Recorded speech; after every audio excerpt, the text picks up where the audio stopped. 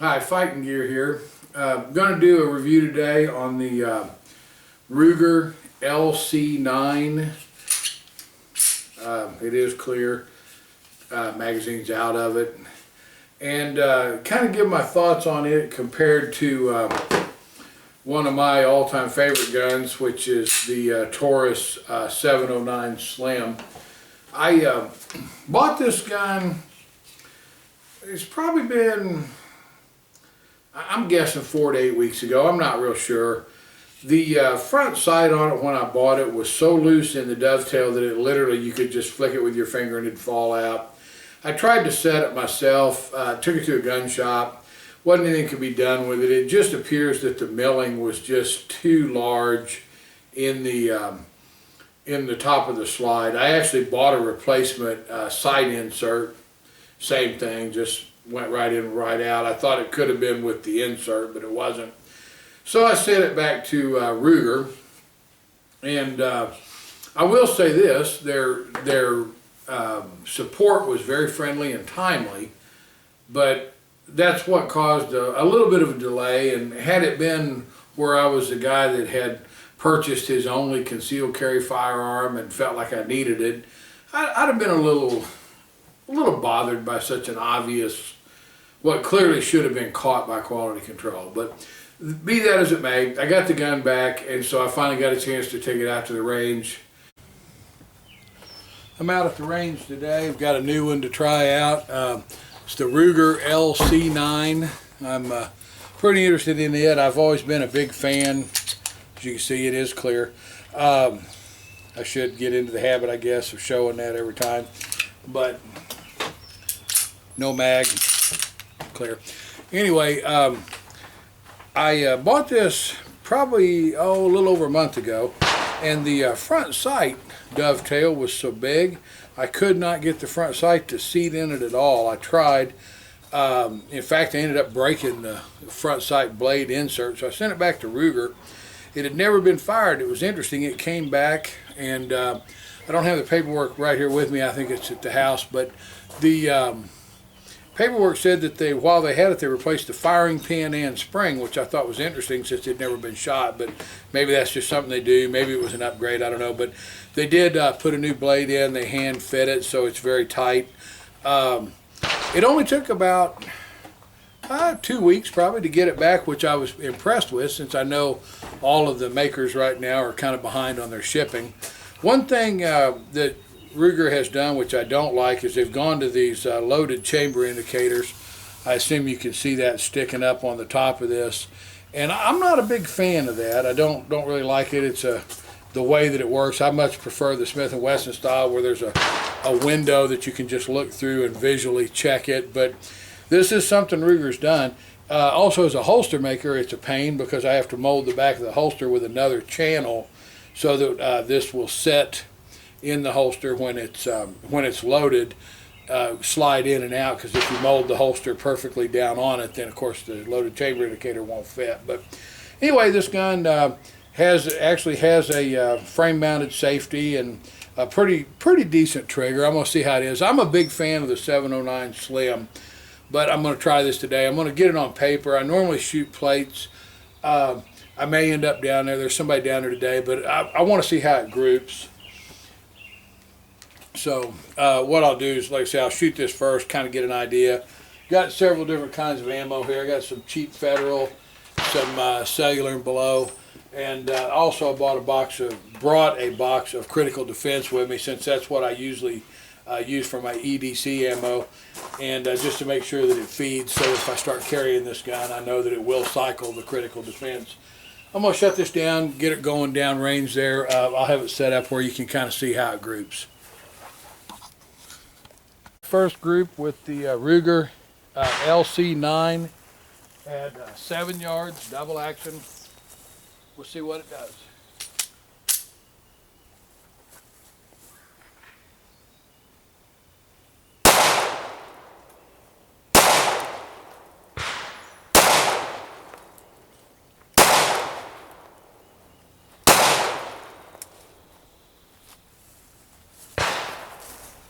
Well, that was all over the board.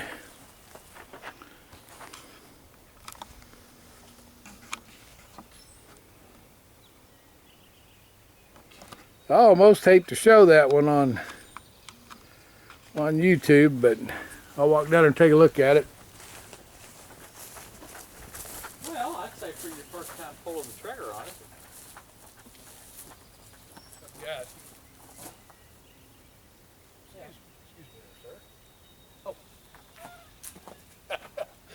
I've got 2 here and 3 down here, so I've probably got a 6-inch group there. We'll see if we can tighten that up just a little bit. I'm gonna see if I can tighten that up a little bit with that Ruger LC9. If it's at me getting used to the trigger.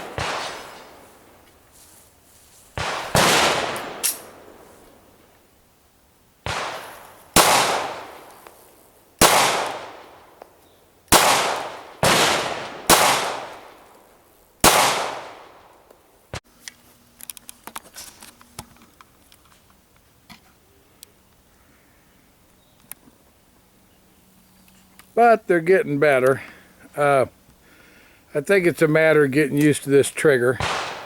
Try again to see if I can get a little better group.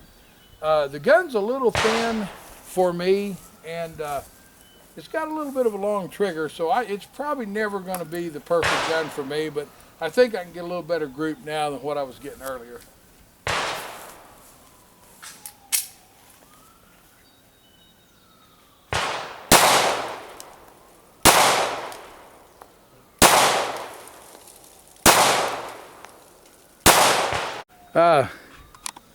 Those aren't really exactly on point of aim where I wanted them, but as you can see, the group tightened up quite a bit. There's 5 shots probably in a couple of inches at 7 yards. That's probably about as good as I'm going to do with this gun. I am probably 3 inches low and left. Part of that's just my natural tendency to shoot low and left, and then also a little bit of the gun. This is the last 5 rounds out of the first box of Federal ammo on the LC9.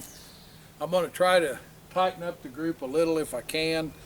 This gun and I we're really not made for each other. I don't really care for the trigger pull, and I don't like the thin grip.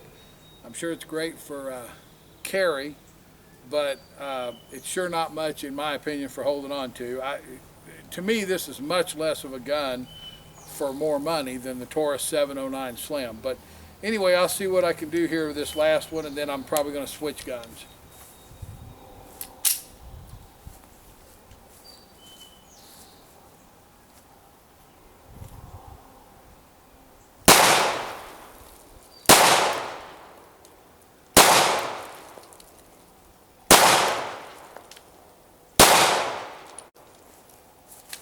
The last 2 were way low. The first 3 were actually pretty good.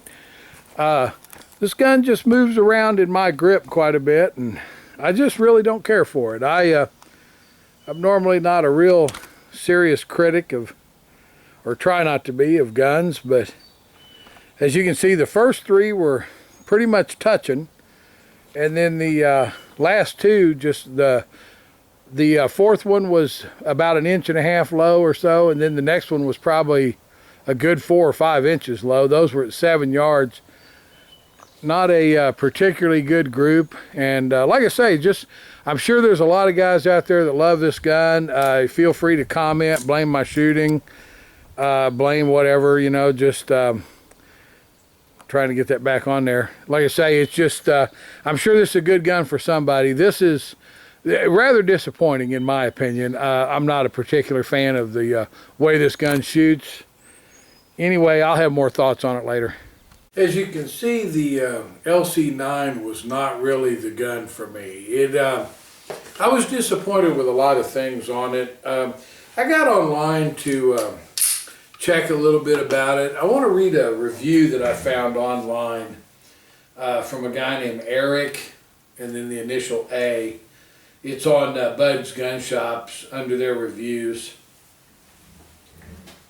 It says, if you loved the LCP and thought the LC9 was going to be a 9mm version of the same gun, you're wrong.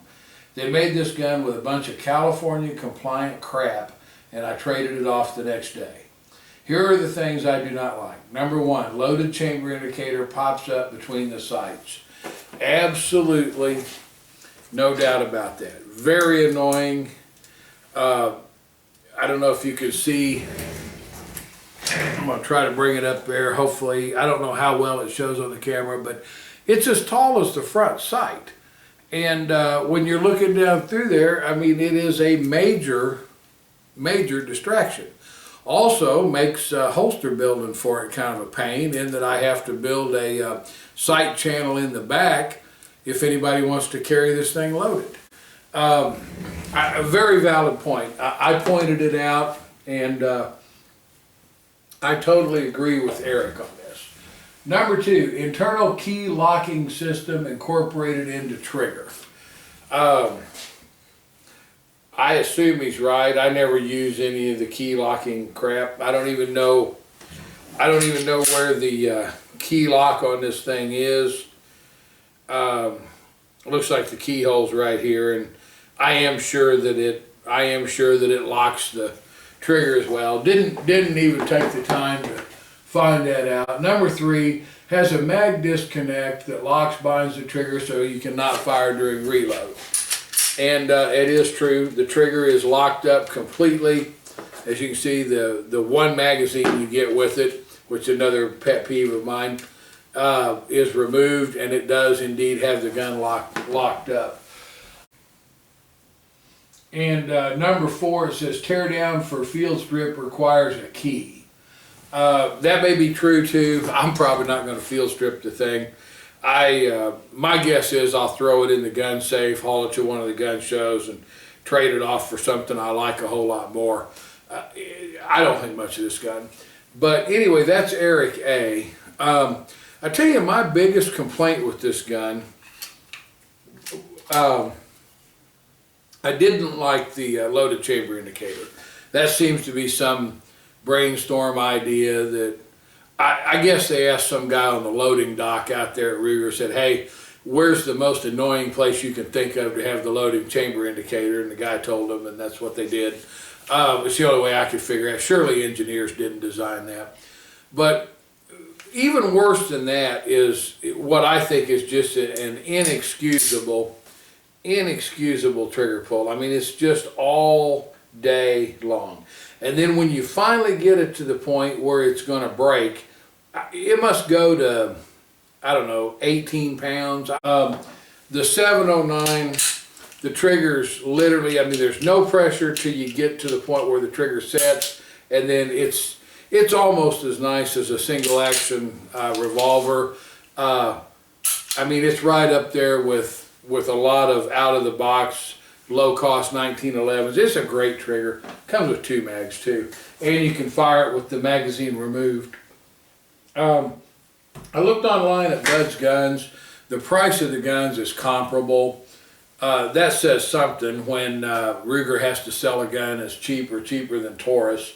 I mean, that tells me they know they've got a loser. But anyway, this isn't the gun for me. Another thing that bugged me, they've made the grip so thin and so square. For me, it's just very hard to get a purchase on. The front of the grip, same way, very thin. My fingers actually fold around, and the gun is just not, it's just not in there solid. I'd rate this gun a D. I will say this, it was reliable. I didn't have any misfeeds with it. No stoppages. It's flat. I mean, if you don't care what you hit and just want something comfortable to carry, I guess it's probably all right. I'd get rid of the. I'd take this off too. I think they did send another butt pad with it. They did. They sent another butt pad. Here's my paperback from Ruger. Another interesting thing on this gun, I had never fired this gun. And when I sent it back, it says, replaced firing pin and spring, repaired front sight. So, I'm assuming they found something wrong with the firing pin in it, even though the gun was new in the box, never fired. I doubt that you can read that, but I'm not lying to you. I promise you that's what it says. In my personal opinion, I don't make a dime from anybody doing this, but if you're looking at the two guns, I don't care what you think about the stereotype of Taurus or the great name of Ruger. This Taurus is 10 times the gun at the same money. Comes with 2 magazines. You can fire it with the magazine removed, and it just fits the hand better. It's just an all-around better gun. The Ruger, it does have appears to have an adjustable rear sight like the Taurus, but it is only adjustable, it appears, for windage. The Taurus actually comes with an adjustable sight that's adjustable for windage and elevation, and it's adjustable without drifting it, where the Ruger, you have to loosen the rear sight and then drift it in the milled slot. So that's kind of a nice touch by Taurus too. I know Taurus used to have a kind of a weak reputation in the early days, but take a good hard look at both guns. Try to, if you can, try to borrow both guns or rent them or something, and give them both an honest test before you choose. Anyway, I'm out of here. That's just my thoughts. If you're a Ruger lover, don't flame me. I mean, I welcome your comments, but I don't need to hear about my family's heritage or you know, my weight or any of that. I mean, keep it to something legit. Anyway, thanks. I'll see you again shortly. Bye.